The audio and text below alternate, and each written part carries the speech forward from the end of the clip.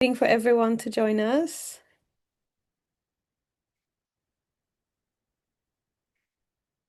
Hello.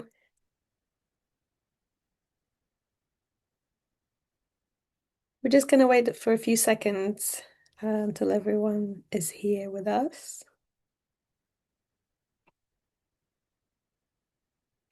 Okay, so hello, thank you for joining us. My name is Licia Yafet. I'm a senior program manager for One World Media.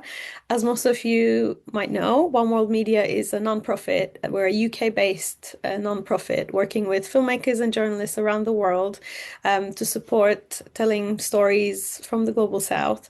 We have an award ceremony and some talent programs to, again, support people to tell impressive stories, engaging and creative stories from the global south. Today we're here for a panel discussion, and before I introduce all our speakers, I just wanted to say a few cover a few housekeeping rules. So if you have any questions, you can use the Q&A function at the bottom of your app or your screen.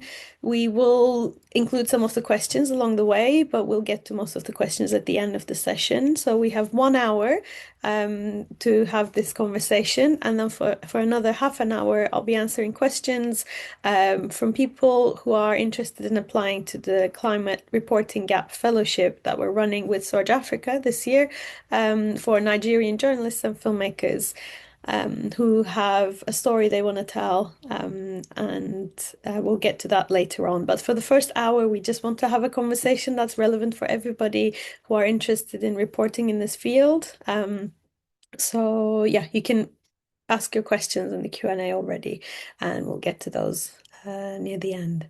So thank you once again. So I'll start by just introducing our panelists very briefly, and then pass on the mic to Nas for a quick introduction. So before I do that, we are joined here by three speakers. Maria from Mutante, who is based in Colombia at the moment, and she is a journalist as well as, let me get it right, the impact. I need to find your title again, Project and Impact Editor at Mutante. And we have Dhashen in South Africa, who works for Radio Workshop, who's an audio producer and also one of our award winners, two of our awards actually, but most recently at 2024, our podcast and radio award, with the piece This Cold Life. And we also have Pawanjot, who was a 2021 fellow, and she produced As of Us, a short documentary that was commissioned by Financial Times as a partnership with One World Media and also supported by the Pulitzer Center. So before we hear more from them about who they are, what they do, and about the stories they cover, I just want to say hi to Nas, who is the founder and director of Surge Africa, to say a few words about the Climate Reporting Gap Initiative and the fellowship, and why we're doing this and why we're here.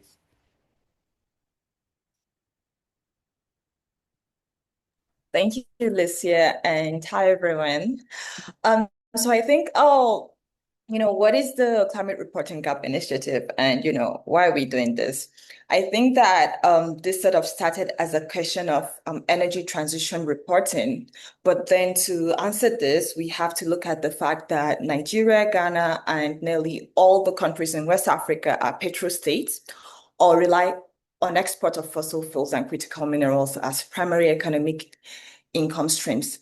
And as major markets in the West adjust to changing politics of oil and the fossil industry, our media's priority should be to inform, educate, and critique processes that are unfavorable to citizens, demanding accountability and calling out poor governance. But unfortunately, this is far from the case. That is the reality, and this is also the reason why the Climate Reporting Gap Initiative came to be. So in essence, and at the basic aspects of things, what we're trying to do with this is to develop knowledge and skills, collaborative, political, and technical capacity of journalists in how they report and convey stories of climate change and the politics of energy transition. Because by being coherent and consistent with the global political landscape in how data, messaging, and information is shared with news consumers, our local media outlets and journalists can begin to shape narratives, local narratives that draw from a very global outlook, connecting the dots and sharing new thinking and how people understand and approach the issues of climate change, and by extension, the energy transition. So, on the other hand, the climate reporting gap also sort of comes as at a crucial time where climate disinformation is very rampant, as we are well aware. Political divergence against real climate action is very, very high. And the need to advocate for realistic and inclusive pathways to climate resilient development and just energy transition is ever more apparent, especially with all of the politics of oil and critical minerals happening in West Africa, Central Africa, and other parts of the global south. So how will, given all of the politics and all of the shifts in narratives, how will we deliver our mandate as the Climate Reporting Gap Initiative? So one of the key things is by uncovering the politics of the transition.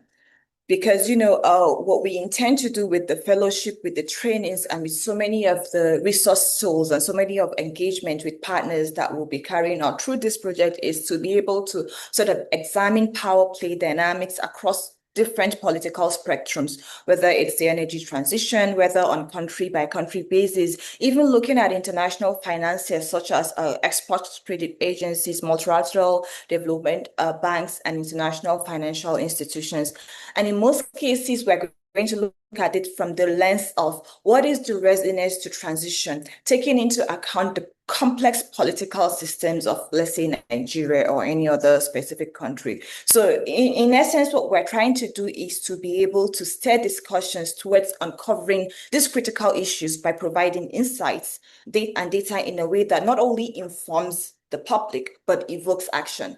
Because as it stands, many of the information that we have about energy transition are really very passive and are sort of third parties that we get from major global media outlets. So that is one, trying to uncover the politics of the energy transition. So the second is for us to sort of be able to expand research on transition narratives, because there are lots of intersecting and complex views around energy transition, and even more worrisome when it comes to petrostates, for instance, Nigeria. So through this project, what we're trying to do is to sort of develop new communication models that provide clear justifications for why the system change that needs to happen should take place, and also why transition narrative need to align with citizens' need, looking at it from the form of societal gaps. But also, we want to also take this opportunity to be able to sort of dismantle corporate power and its superiority against how the energy transition is being perceived and interacted with. Because we know that, many of these mega companies within the fossil industry heavily lobby corporate media to be able to tell their own parts of the story and all that. So another aspect of this project is to be able to sort of unpack diplomacy of transition narratives. So this sort of essentially follows the money. We find ourselves in many global forums and many global conferences and meetings where you see global powers coming out to launch initiatives, coming out to declare millions, sometimes billions of dollars in financing to developing countries, to third world countries, or to the global south. But then usually you find that after those declarations, when you follow through with the money, you find out that nothing is ever being done, nothing crucial, nothing systemic, nothing strategic to actually deliver on those promises. So what we are also trying to do with this initiative is to say that if you're going to go on a global forum to pledge a very huge chunk of money, you would have to follow through by delivering those amounts of funding, because it's not enough for you to sort of generate media wave within that period for, unlocking or for sort of delivering or pledging certain amounts, but you know that you're simply not going to deliver it, but it was just the media wave around that. So it's really to build tracks on accountability when it comes to the diplomacy of transition finance and how we follow through with the global not pledging monies that they never deliver to the global south. So the last bit of this program is about positioning local voices from a place of power. So what we intend to do is to sort of prioritize people at the center of our advocacy and communications.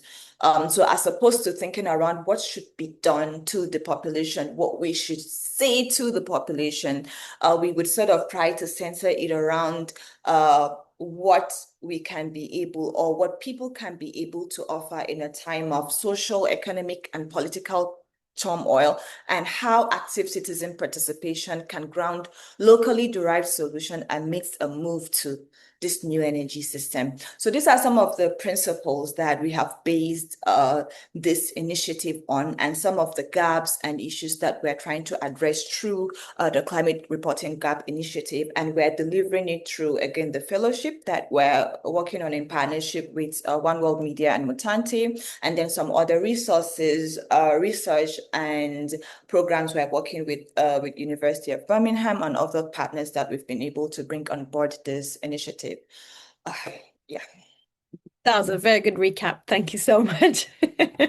You covered so much in a few minutes. Thank you so much, Naz. So I think I'll be picking up from your third point. So there's so much we can talk about. We can do hours and hours and weeks of training and workshops and discussions on this. But we wanted to pick up on one point of energy transition stories, and that is working with the communities. So while we try to spotlight some of the policies or the bigger players or the dynamics in this field, we also want to make sure that some of the stories that we're telling really collaborate with the communities that these policies and changes are affecting, and how to bring out their stories on the ground to a screen or your screen, or basically in words or audio or film. How can we make sure that their stories and also the solutions that they present are reaching larger audiences and starting conversations, and in turn affecting policies, hopefully.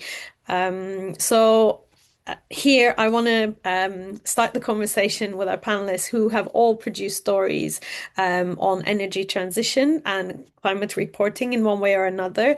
And I wanted you to, I'm gonna mix the introduction with our first question, so we can do more in a short period of time. But you've all covered energy transition stories. Could you tell us what is energy transition and what does just transition mean? And yeah, I'll ask specifically, but I'll go around. I'll start with Maria.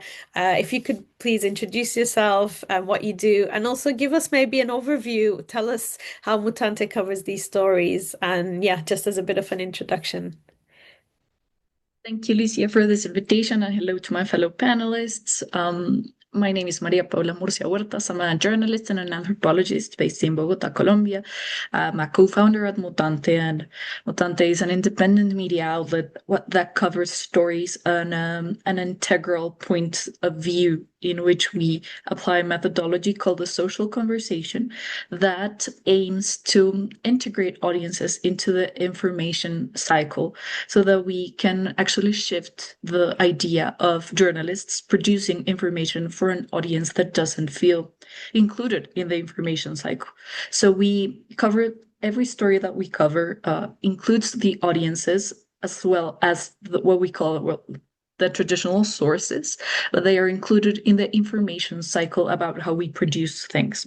We mainly do digital journalism, so we're on social media and on our webpage, and we aim to foster conversations in which people can actually pitch in their opinions, what they know, the knowledge they have about a subject, the questions they have, the disinformation they have identified, and overall their information needs, and that help us to identify what we can actually provide to them as a matter of information, so that they can feel that they have more information after the conversation has ended. So the conversation is a multi-channel, multi-format strategy on social media, on our webpage, that lasts about 2 or 3 weeks. And that's what we have been doing with energy transition for the past couple of years, covering solar energy, covering how much land does energy transition need in terms of, for example, planting monocrops of trees that are going to then be cut to be burned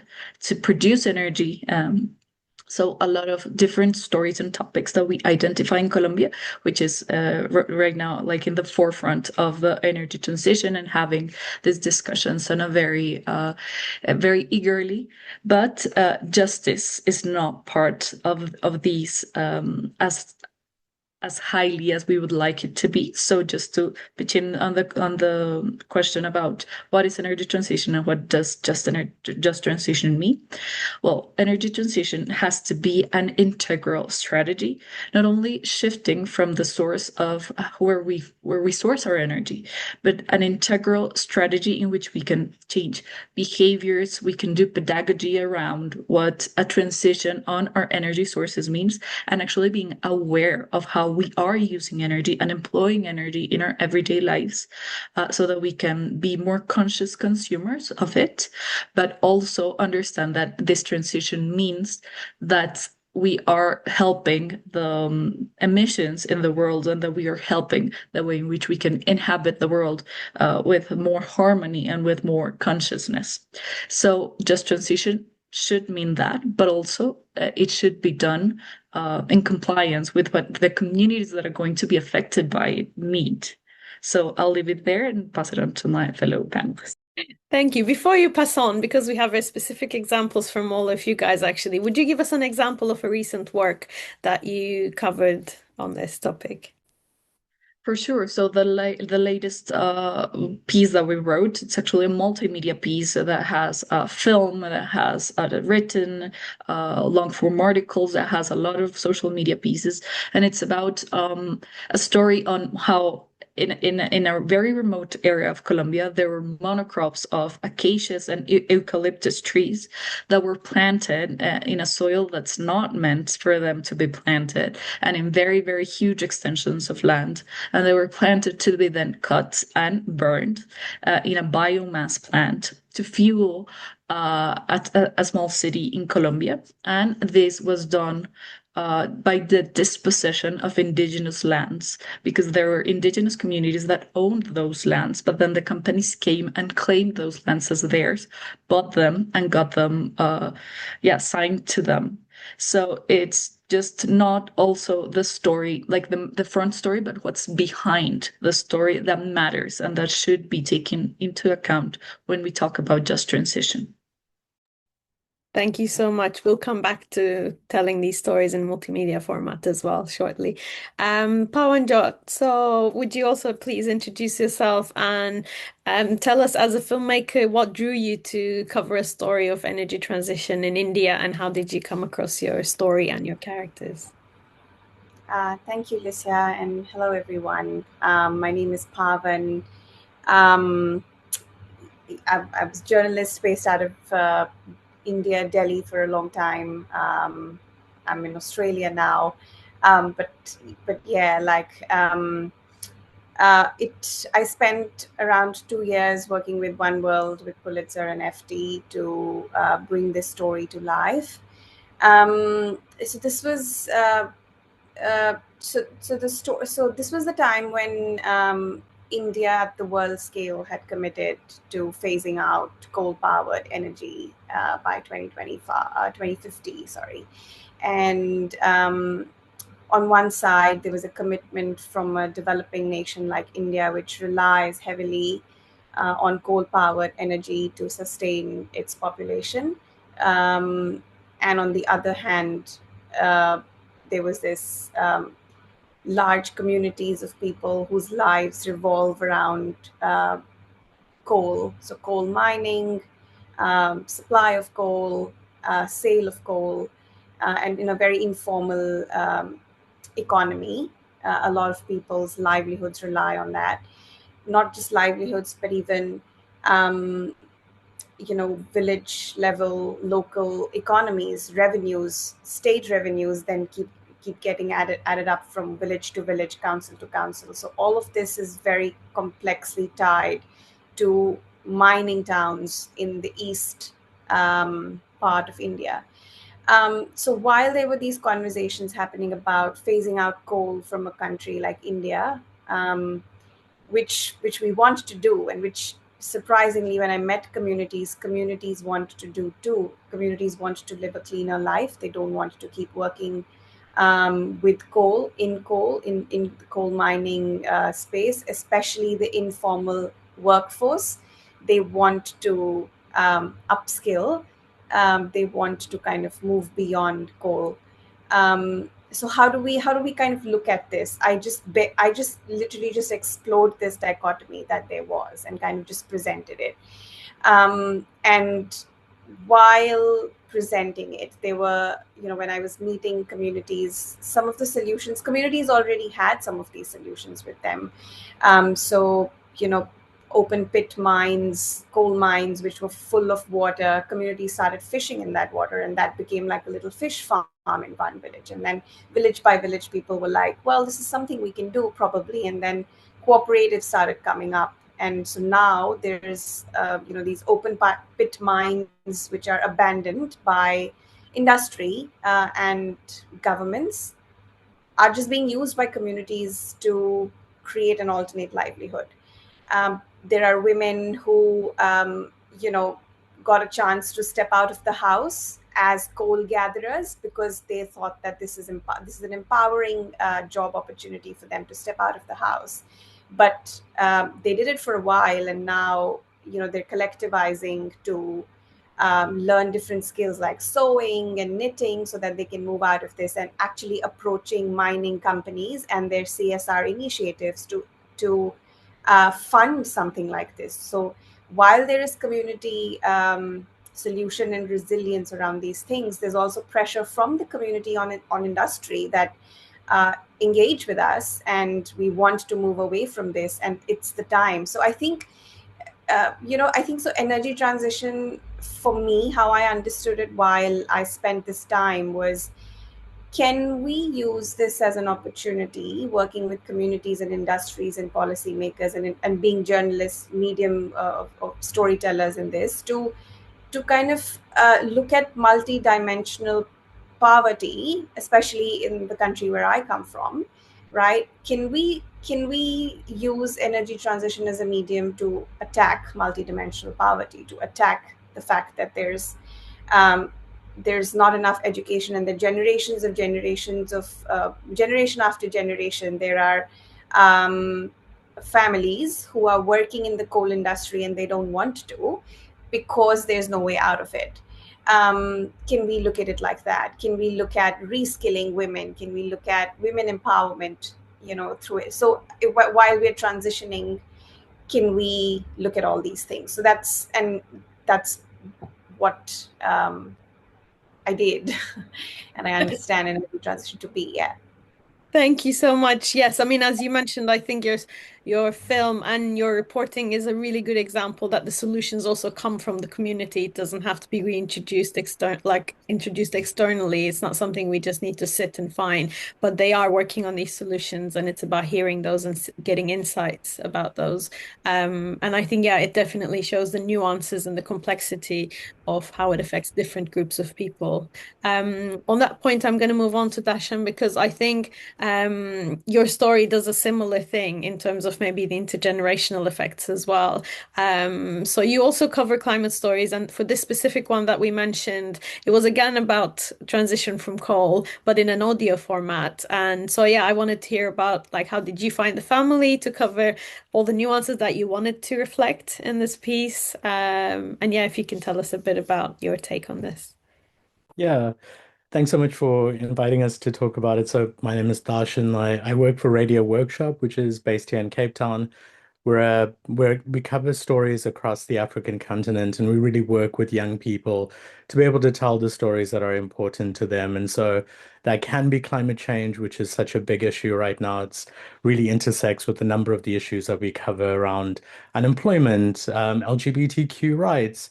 And so really one of the things that's kind of interesting in the work right now is where those intersections come up in the work. A climate story actually is a food story. A climate story is also, a story about young people trying to find success in a place where it's hard to find success. I think sometimes we get bogged down by the idea that climate storytelling is, only told by scientists and only told by people who, really understand the language. I must admit, like I've listened to everyone on the call. I feel like the dumbest person here, but sometimes it's actually really valuable to be like the dumb person in the room and ask really stupid questions. I feel like, I've asked the question, like, what is an energy transition? Probably a dozen times to, professors and experts, but also people in communities. And I get such a wide range of answers. And I think what that means is that we haven't really agreed on what an energy transition is, and certainly not what a just energy transition means. And so for me, the value is actually going into a community and understanding what young people are saying about what their concerns are, where they see problems in their community, and helping to make that link with carbon emissions or environmental problems in the towns that they're in. So, we started this work a few years ago, and it culminated in the story that won an award from you at One World Media, and that was called This Coal Life. We've just started episode 2 of that series. And these are audio documentaries. So, we try to do everything that film does and visual work does. So we also talk about scenes and we talk about action. We use very much the same language that filmmakers and documentary makers do. It's the burden of trying to do that with audio. But there's also the benefit, I think, sometimes that audio has, which is when people listen to audio, we can actually place them in the scene. We can actually take them to be in the moment where somebody is grappling with an issue. They have to do some of that visual work themselves, and I sometimes feel like those are the more memorable visuals, is the ones we conjure for ourselves. I personally love visual documentaries, but as an audio storyteller, I think there's something really valuable about trying to tell stories about people who don't look like us, and then trying to do that in audio because we don't come with these kind of preconceived ideas about, well, somebody looks this way, and so they don't understand what it's like to be me. These stories are not relatable because they live in a different place, or look at what they're wearing. Clearly, like we have nothing in common. There's something that really happens when we are forced to shut our eyes and close down that one sense and listen to somebody's words. And so very quickly to tell you what episode 1 was about, we profiled a coal family living in the coal belt region of South Africa. There are 10 towns in South Africa that rely entirely on the coal economy. And these towns and the residents of these towns are desperately afraid that once the phase out of coal happens, their lives will be ruined. The towns will become ghost towns. They worry about their livelihoods. The family that we met said that everything they owned in their house came from coal. In fact, the parents had met while working at a coal-fired power station. So even their love came from coal. And so for them, when you tell them that coal is being phased out, it means far more than what it means for members of government or those working on, financial partnerships. It means something really deep, something really emotional. It's somehow beyond the debate around carbon emissions. It is something much more visceral that people feel will harm their lives. And so we try to reverse the script, start a story by meeting those young people, meeting people where they're at, finding out what the concerns are, and then reaching out to experts to make sure we're not part of the disinformation or misinformation that so often gets carried into stories like this when we only talk to people in a community.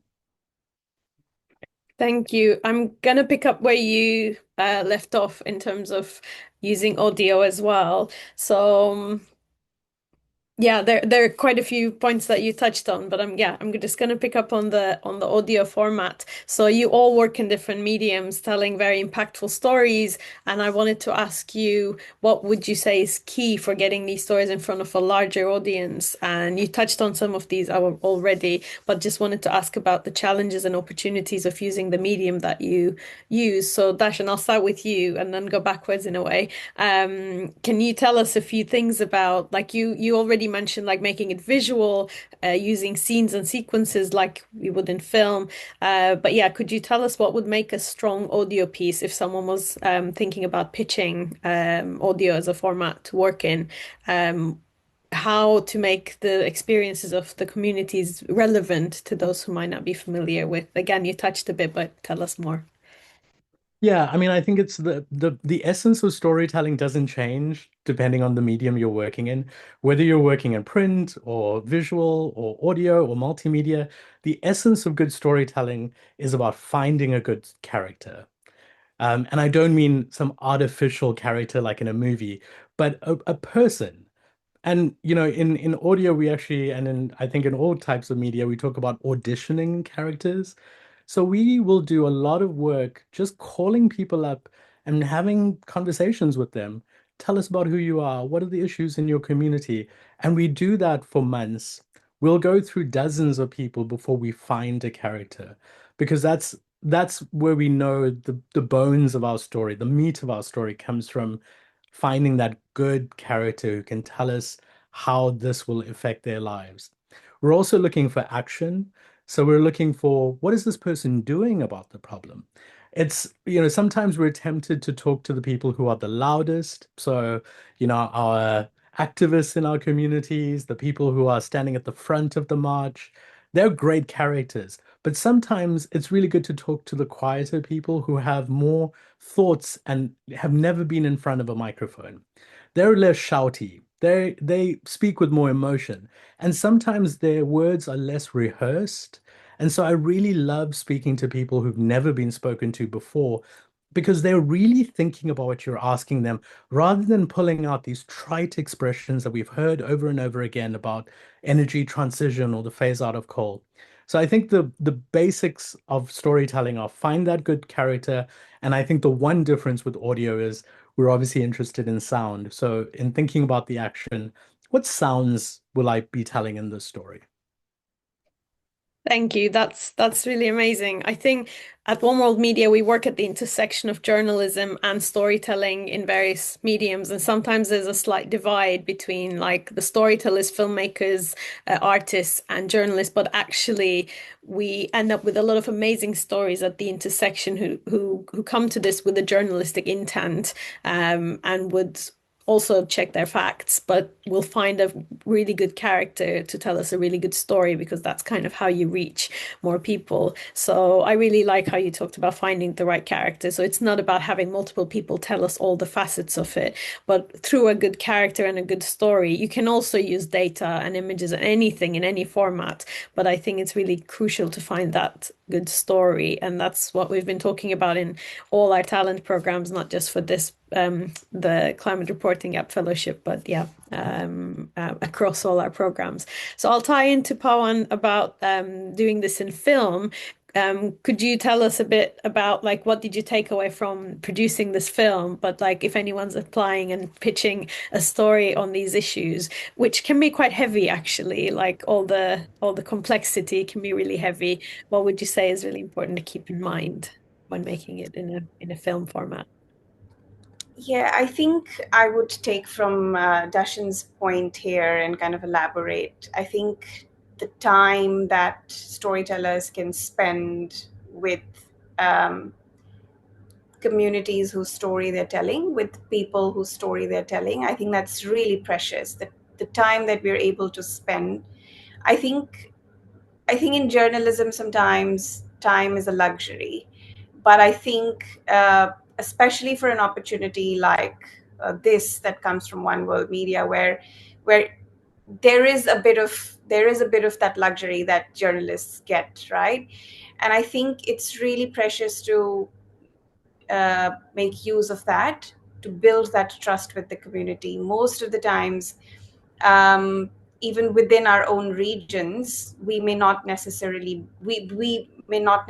be seen as somebody who understands what people know, or probably be seen as an outsider even within the regions that we come from, right? And just going there with open, as a filmmaker, I always say this, take your camera, but don't roll it on day one. Just keep it in your bag. Cameras can be a bit, it can, can come around as a bit snobbish when you go out there and meet people. I never take out my camera until, I don't know, the first month. Literally, I just did my whole first month recce just with a pen and paper and my ears and eyes, basically. Just that's really, really vital. And then you meet people and have conversations, and it just clicks that, okay, this is the person I want to go with. And then you build this relation, you build trust within the community that, yeah, this person's here as a journalist telling our story, but we are actually telling our story through this person, right? And that's critical. Yeah. I hope that answered your question, Lisa. Yes, it does. Thank you. I know sometimes people feel they can't afford to spend that much time because obviously it has a financial restriction as well, spending that long with I don't know, like Dhashen mentioned, talking to that many people, or it might feel like you're promising something, you're promising to get the story out, but then you end up going with someone else. But actually, if it's planned very considerately and thoughtfully, I think it's really, really important for the story to be understood in all its aspects, and then to find the right person, as you mentioned. And yeah, I do really like that you do most of that process with your ears and your eyes and all of that before you actually get it into a place that it would reach audiences. Thank you. So Maria, you guys work in text and in multimedia, so I wanted to ask about the creative process about that as well. And yeah, from you mentioned that your process a little bit, the participatory model, and about researching, producing, and also how it reaches them back again. So yeah, can you share a little bit more about how to do this in multimedia across different mediums?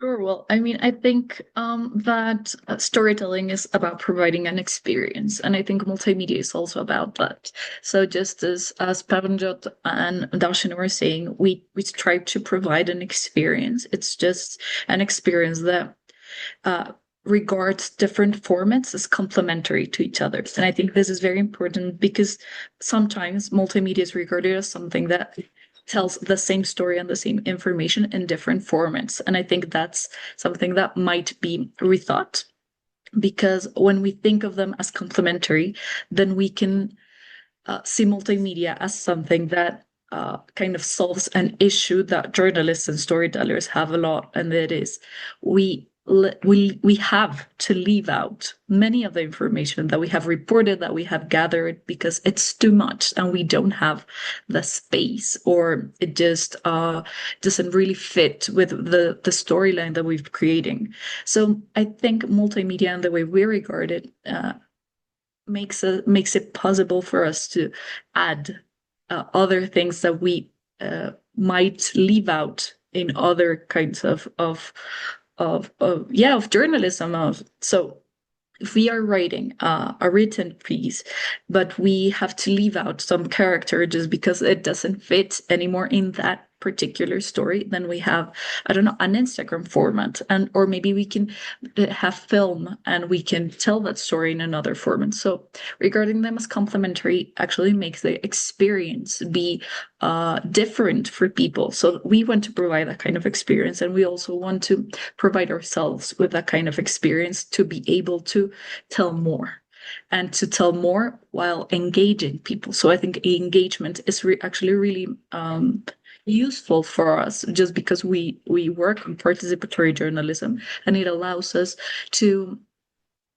for people to be more close to what we do, to be more engaged, so that they can have a story here, another story in this other format, but overall knowing that there is a clear storyline and that they all connect, and that what we are trying to do is provide like an integral experience that takes from all of the formats and makes it like a more integral experience for people. So I think that's what we want to do in multimedia, but it also means picking the right characters and identifying which of the characteristics or the traits of the stories that we're finding fit better with which format, because not all stories fit well with every format. So I think there's also maybe an ability that we can develop there, and that can also be enhanced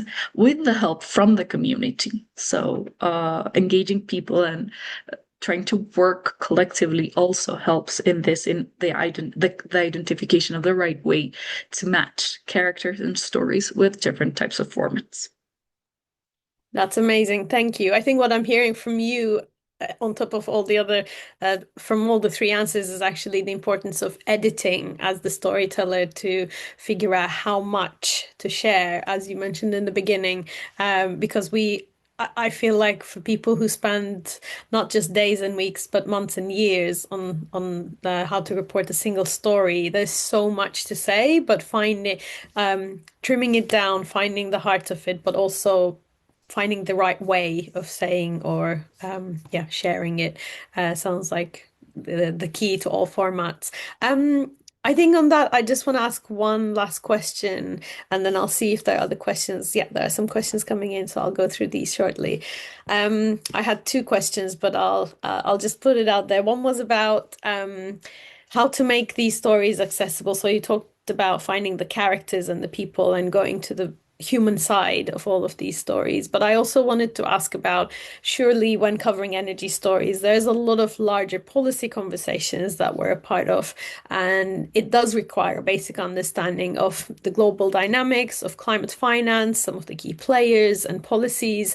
Obviously, telling human stories is a universal practice in storytelling, but regardless of the jargon and the knowledge of this field specifically, but how did you find the balance working with these big concepts, but making it simple and accessible, but also making sure, yeah, it's accurate. The information that you're sharing is relevant and true. Just very quickly, if you can share about your experience. I know it's not a quick answer, but just about like how you found yourself balancing those big concepts and making it accessible. Anyone who wants to start can. I don't need to call on you this time.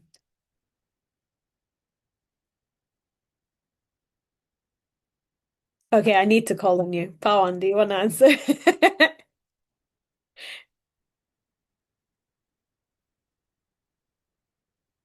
Okay, I'll go. I think I think it was challenging because I think when I picked up the subject, obviously when I met communities, came back to my whatever desk, and I was like, okay, what's happening? How are we telling this?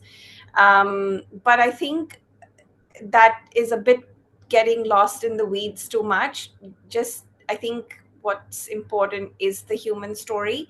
But I think in terms of accessibility, one of the things I think from my example is reaching out to forums where these discussions are already happening. So at least in India and in coal cities and some of the big metropolitan cities, universities are researching on this, and some of the not-for-profits are working on this.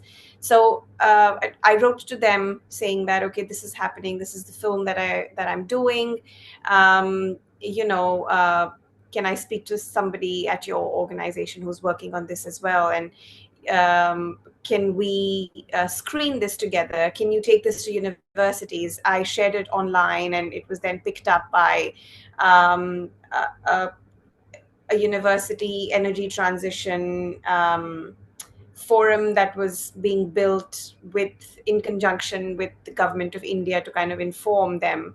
And then, so this got shared in their forum. So I think in terms of reaching out to people who are making this policy or who are talking about this in rooms with policy makers and stuff like that, I think we were able to kind of tap right to them, just reach out to them and say that, would you want to kind of, this is what we have, just do you want to engage with this, what's happening at your side, invite characters, let's have this discussion. Yeah, so I think that's one of the things that we can do, journalists can do, maybe more, but yeah. Thank you. Maria? Yeah, just thinking that sometimes we might think that because we have like the basic technical understanding, we are kind of above some other discussions. So it's okay, like, okay, I now understand, so maybe I don't really need to go over the very basics. But I think that not believing we are above that is the key to actually having a fruitful conversation, because it is hard. It is a technical demanding. It's demanding to understand, and it's demanding to explain. So I think I find that trying to understand how that actually looks in the lives of people, and tying that to the bigger conversations. And by bigger, I mean like bigger in scale, not bigger in importance or in relevance, because I do think that the relevance actually lies in the lives of people that are living that. So tying this bigger scale conversations to the lives of people and to how this is actually manifesting in our countries, in the territories that we're visiting, in the territories that are being affected or that are being impacted, uh, is the best way to give life and to give faces to this bigger scale conversations that are actually a bunch of terms that are very hard to understand and to actually grasp, and that are actually that inhabit in paper, like in concepts, in a very ethereal dimension. So tying this to the land, to the problems that actually we might face, is the best way of inhabiting the conversation and of bringing the conversation to something that people can grasp, and in the way that can feel related to. So I think that that's the way we aim to balance this stuff, and of course bringing people that understand better than us to explain. So kind of connecting those different dimensions, which is basically doing journalism, as we all know.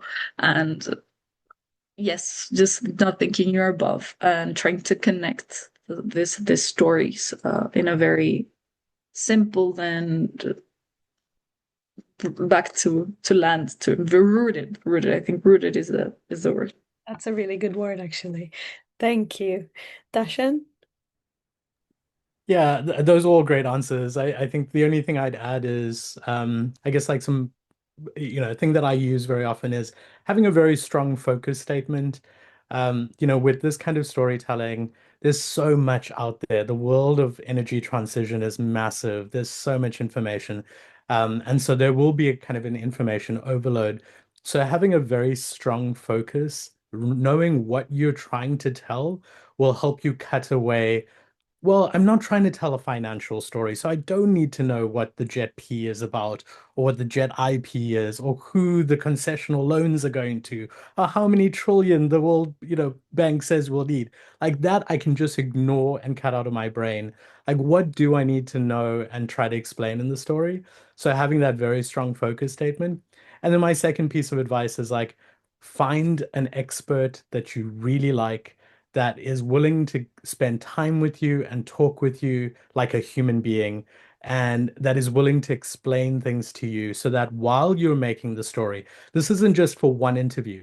While you're making the story, you can go back to them and say, "Hey, I didn't understand this. Is this right?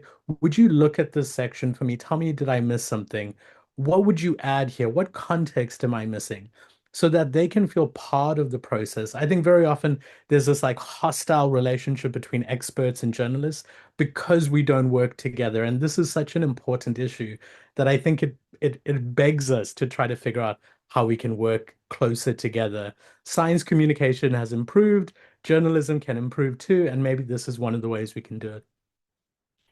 Thank you. These are all incredible advice. While you were talking, I was like transcribing in my head and like, how can we present this back as resources to people who want to cover these stories? Because I think that they're not genre specific. Like what you're all saying is find trusted people, Go to people who know better than you. Don't be shy to go again and again until you find the right information. Start from the basics. If you don't understand something, assume maybe your audience won't either. Rooted in your local dynamics and many things I missed. But thank you so much. This is amazing.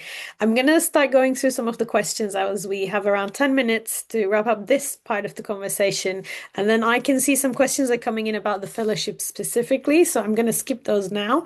Then I'm going to get to those questions afterwards that are about the technicality of the fellowship that we'll be running. One of the questions, I'm going to read one part of it. How best we can engage with social media and not just have a good story that doesn't reach the people it's intended to reach. So, Maria, I think I'm going to come to you for this, like how to get our stories out so it reaches the people it's intended to reach. I think my very core piece of advice would be to be intentional about it. So we often regard social media as a sideline, as something that is used not by it's not an end, but a means to an end. And if we start regarding it as an end in itself, like a means and an end both, then we can be more impactful. And if we are intentional about that impact, then we can choose right about how to publish and how to diffuse through social media. And that way, it's going to reach more people. And also, if you wanted to reach more people, then you should ask yourself about what do these people need and how can I engage them with the information I'm trying to share. So I think engagement is a key point on social media, which is actually, as its name says, social. So if you engage with people and if you engage in conversation and if you're providing something that people might enjoy, then for sure it's going to be more impactful.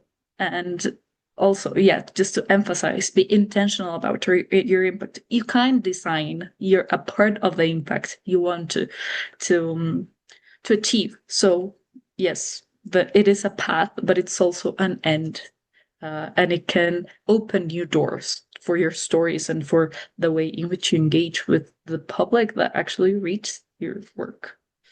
Yeah. I mean, a part of the question which I skipped was about like, would we work with influencers to bring more attention? But I would say there are lots of different ways of creating impact, which starts by planning from even before you start reporting and all throughout. So it doesn't have to be relying on one person who has a lot of followers, but how do you imagine to engage through organizations, through people in real life on social media? There are lots of different ways of impact planning, and this is one of the things we talk about in our programs as well. Would either of you want to answer this or say anything about impact, how to get the piece out there? Dhashen, did you want to say anything about impact? Sure, this is a thing that's very close to my heart, so thank you for asking me.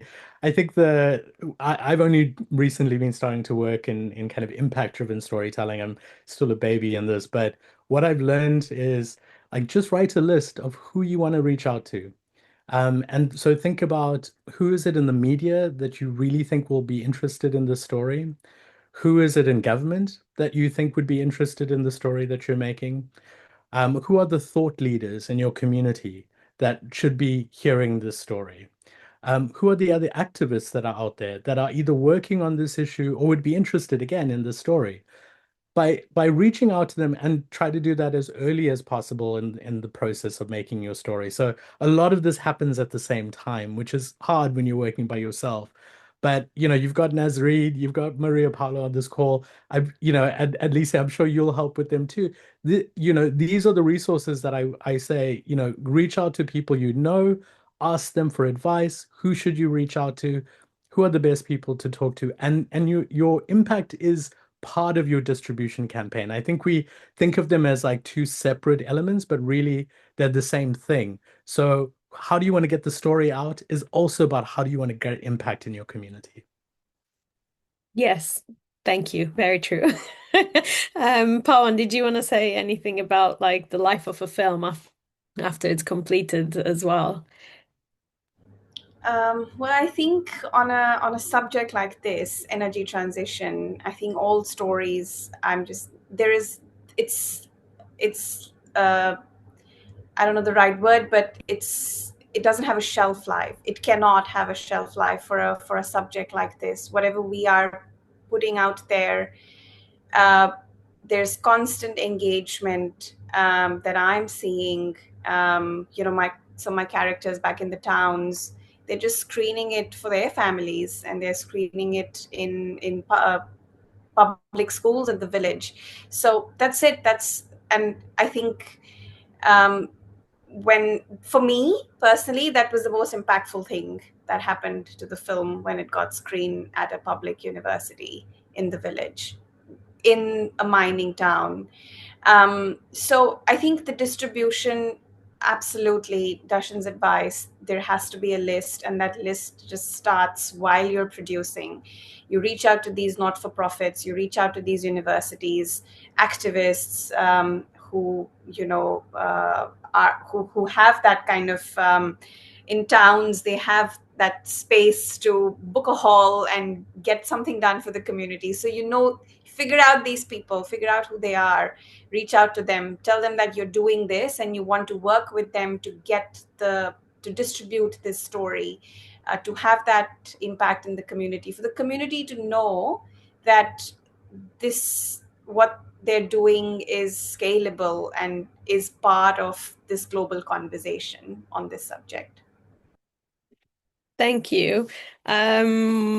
Yes, I think all of that to say, think about it in advance, and there are lots of different ways of going about, and again, through collaboration, I think, as you mentioned, with different people and organizations. I want to pick on one more question. I know, Dhashen, you might need to rush out, so please feel free. Otherwise, thank you so much. But there's one tricky question which I want to pick on. We focused on human stories a lot, but I think there's one question that says we need factual data to give climate stories credibility. I'd like to know how you navigate empirical data availability, especially in rural communities where there is none. So yeah, I just wanted to ask because I feel like you all kind of worked around this in different ways. But yeah, it can be a very quick answer, but just wanted to ask if any of you wanted to say something about availability of data. Please unmute yourself and answer. Sorry, I think for me, it was a huge challenge because I was working with a community which was working in an informal economy. Every researcher, not-for-profit I went to, I kept asking, do we know how many informal workers are there in the coal economy? We can't say for India at all because it's too much, but can we still quantify it in this little town? And we just couldn't. So I think that just made a point in the story that we know the coal exports, we know the numbers of coal companies, but there's this whole informal economy which we've not quantified.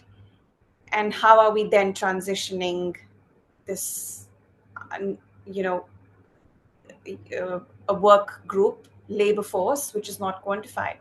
So it just made a point that because there's no data, how are we kind of approaching this? So if you don't find a data, just say it in your story that there's no data. What are we doing about it? That's amazing. Yes, yes, I agree. That is in itself reporting of the lack of data. So yes, thank you, Maria.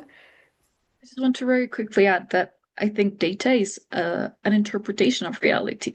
And if there is no publicly available data that's already been worked on to interpret, to make an interpretation of reality, then there are some ways in which or sometimes it's not possible every time, but sometimes you can pick up the data yourself. Like you can,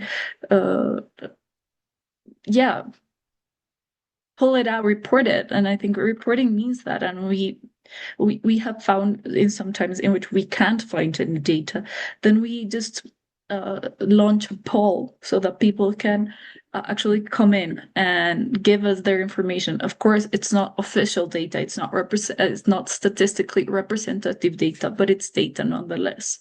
So if you are honest about how your data is being gathered and about how people, okay, this is not statistically representative, this has not been gathered by the government and worked in the official ways.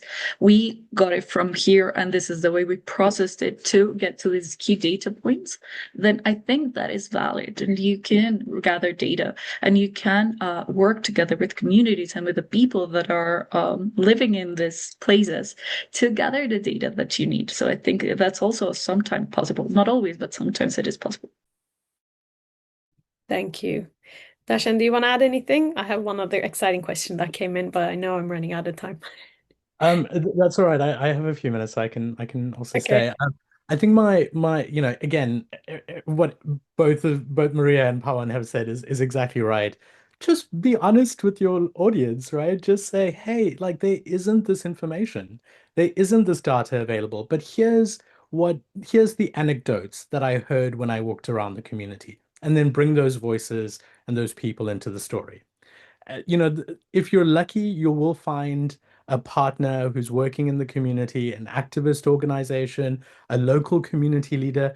I think the struggle with and I've worked in informal settlements quite a lot over my career, and I think there's this idea that informal communities are highly unstructured, completely disorganized.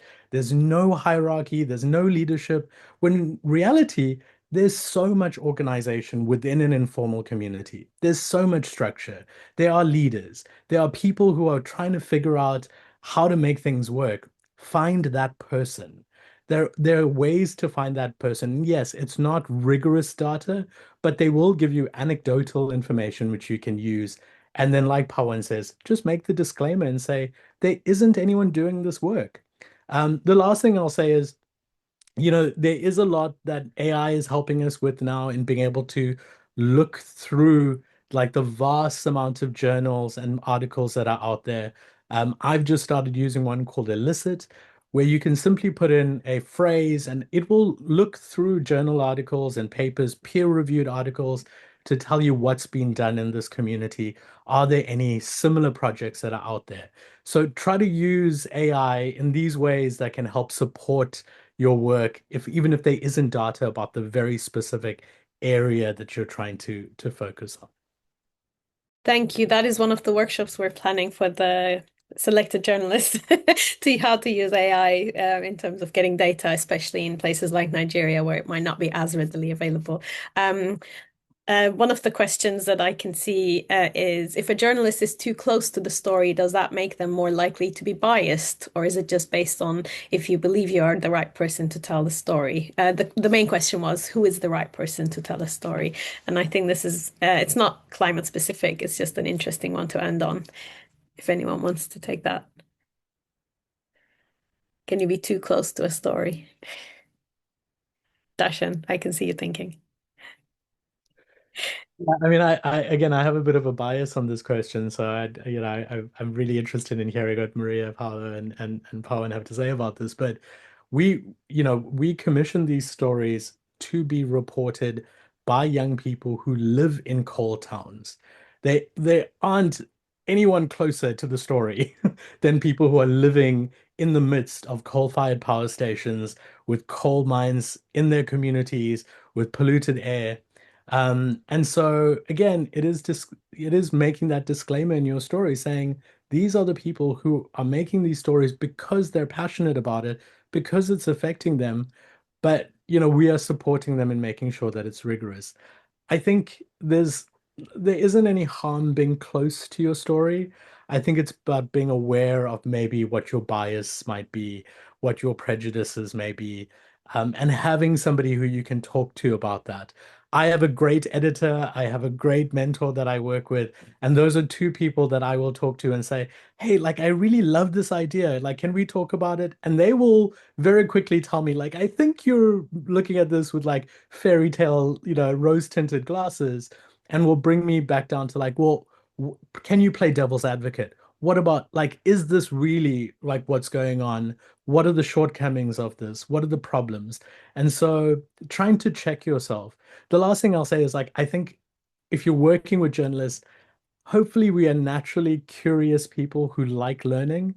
And so whether you're like speaking to experts or speaking to people who are close to a community, like you're just there to learn and process that information and do the best you can with it. I think if you have good intentions, then there's no problem being very close to your story. It can actually improve it. I second that personally. I'm not sure if One World Media as an organization would agree, but I definitely agree. Pawan, is there anything you want to add as some final words? Not really, actually. I think just encapsulates it. Yeah, I think.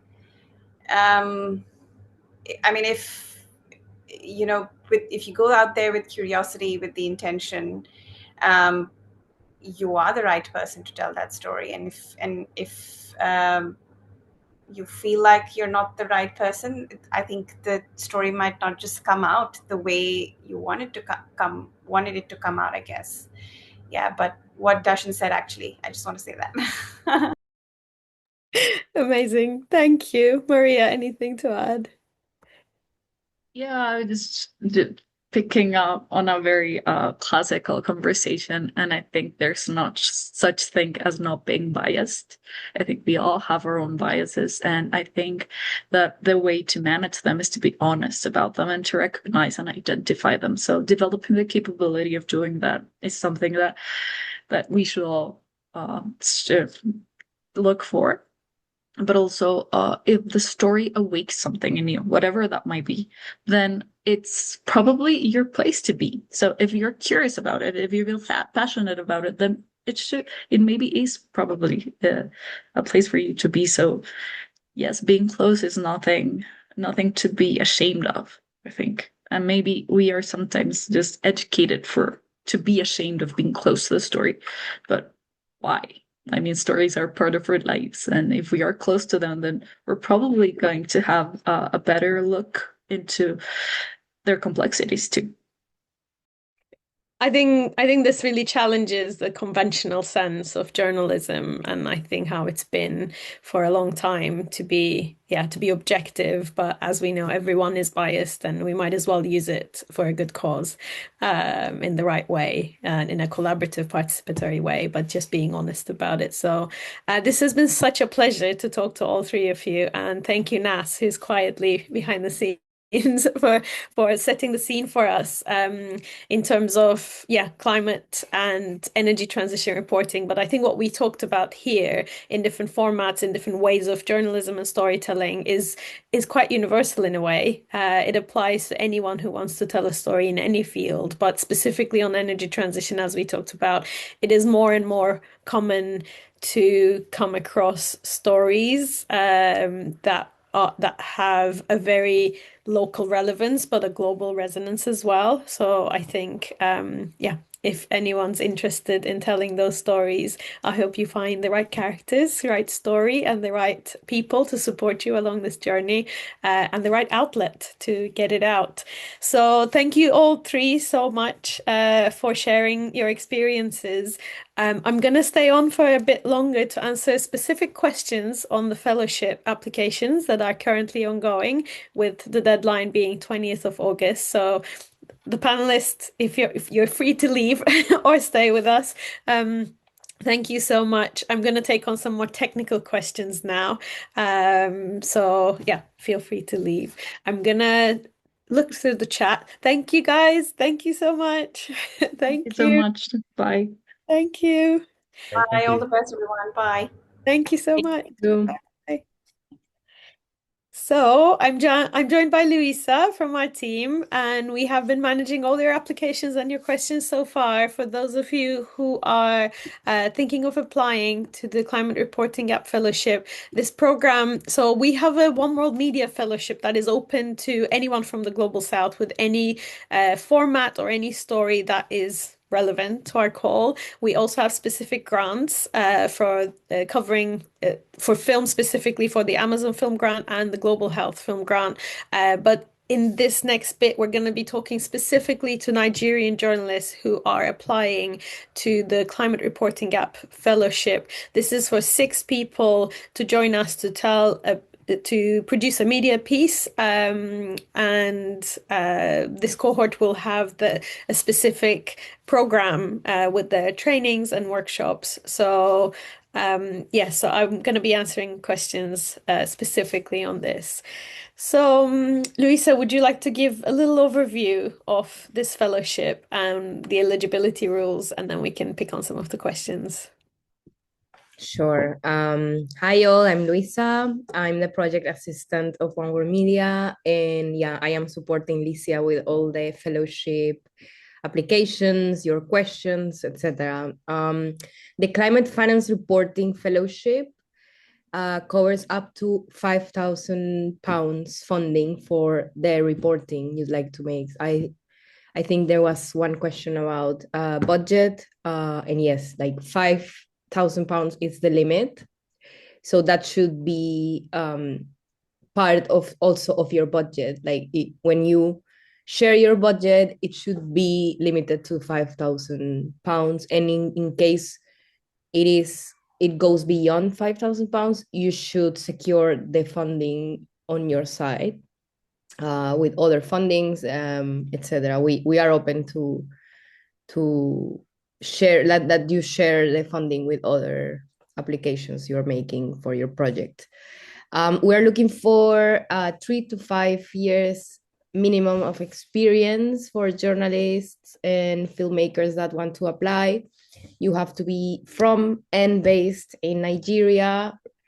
And the topics we would like to cover is climate finance and energy transition through inclusive, data-driven, and community-centered reporting. I think our panelists gave a very amazing and broad approach to this. We can accept topics on transition, like stories on transition minerals, on mining of these minerals, on energy access and diplomacy, everything covered with accountability, credibility, and urgency. We also are open for stories in all mediums: print, audio, video, multimedia.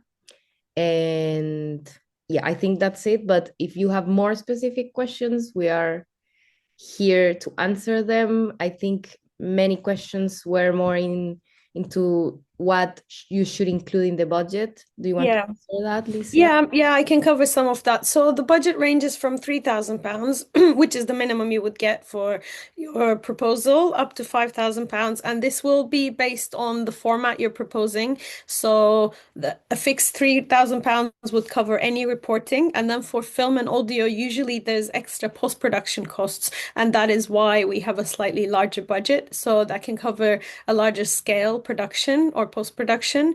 We will also consider multimedia pieces and what is involved.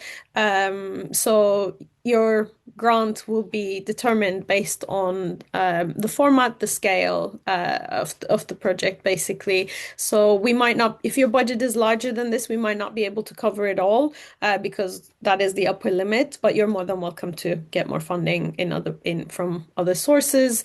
We just need to know that this project is deliverable within the time frame. So you will be asked to start producing immediately following the trainings. So it won't be possible to wait a couple months for a funding deadline, for example. So we definitely would like you to pitch a project and a manageable budget, ideally on the lower end of the budget, so you can guarantee that you can actually deliver this. So we just ask that your ambitions match your proposal, the resources that you would be getting. I would suggest including everything in your budget. That includes development, production, reporting, travel, accommodation, kit, crew, insurance, post-production. I'm trying to think if there's anything else. Translations, transcriptions. Anything that would make it possible for you to report this. And it's okay to have fees for people involved. But we just want to make sure that you think of everything that you need to be able to tell this story. So the date for the proposals for the applications to come in is 20th of August, which is in 2 weeks' time. All applications are done online through our application platform, and there is a form you need to fill, again online, digitally, and you submit all the links and relevant documents, and you submit, and all applications are reviewed by multiple people in multiple stages. The selection process is very thorough, and it will all be done through the platform.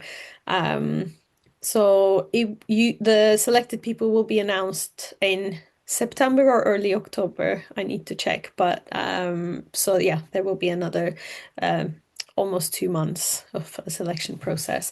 Once you're selected, you will come on board in October. And there will be some trainings in Nigeria and online from November onwards. And you will be expected to deliver your piece in June 2026. Within that period, there will also be an in-person training opportunity, a trip to Colombia, where Maria and her team from Mutante will be delivering in-person events on participatory journalism and all the methodology that she shared in the session. But yes, so including all the trainings, workshops, mentoring, online and in person, and the reporting journey, you will have until June 2026 to cover this piece. So on our website, you will find multiple links, but they all go to one place, which is a platform called Award Force. And that is where you register for an account, and then you would select your form from a drop-down menu. So it would say One World Media Talent Opportunities, and then you can find one on the fellowship and one on the climate reporting gap fellowship. So you can apply to both. They will be reviewed separately, but if your story is about climate and energy from Nigeria specifically, you will most likely be considered for that fellowship instead of the One World Media Fellowship. But if you have other ideas, more than welcome to apply for the One World Media Fellowship program. There was a question on language. So the output, your article, your film, your multimedia piece, your audio piece can be in the local language. We will ask that the film pieces have English subtitles, and that for some of these pieces, in order for us to review them or for them to be accessible to an international audience, we will ask that there's an English translation or transcription at the end, but we can help with that. If you are aiming to use this for local media or for local audiences, and if you're proposing especially an alternative format to reach people on the ground, definitely it can be in the local language, so it reaches more people. If you would like this piece to be accessible to outlets, to be commissioned or acquired, to be picked up for an international audience, it will need to be in English. So, but we can help you with that at the end of the journey or even throughout. But in terms of your reporting, it can be in the local language. Your application to us, to One World Media, will need to be in English, and you will need to have a certain level of English speaking skills, let's say, so you can be a part of a cohort and communicate with mentors and trainers that will be from different parts of the world. You can submit more than one proposal, yes. Nigerian filmmaker living in United States. This program is specifically for people based from and based in Nigeria, but I would still encourage you to apply. It's free to apply, and we can consider taking into consideration your situation and how connected you are to your story. What does it cost to be able to tell that story? Ideally, we are looking for people who are based in the country to be able to tell the stories, but we always make exceptions for a good story and good talent. So I would encourage you to apply.